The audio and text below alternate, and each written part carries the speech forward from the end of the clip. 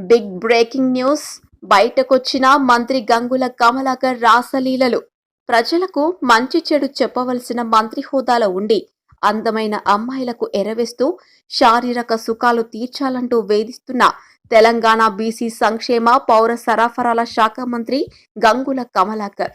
ఈ మధ్య హైదరాబాద్ శివారులో సంచలనం సృష్టించిన అత్యాచార ఘటన మరియు ఎన్కౌంటర్ సంఘటనలపై రామ్ గోపాల్ వర్మ నిర్మించిన సినిమాలో బాధితురాలిగా నటించిన అమ్మాయిపై మనసు పారేసుకున్న మంత్రి గారు తనకు అత్యంత సన్నిహితురాలైన ఓ బ్యూటీ పార్లర్ ఓనర్ ద్వారా కరీంనగర్లో జరిగే లేజర్ షో కార్యక్రమానికి సదరు నటిని యాంకర్ గా వ్యవహరించాలని పిలిపించి కార్యక్రమం అనంతరం తన సన్నిహితురాలి ద్వారా తన హోటల్ గదిలోనికి వచ్చేలా ఒప్పించే ప్రయత్నంలో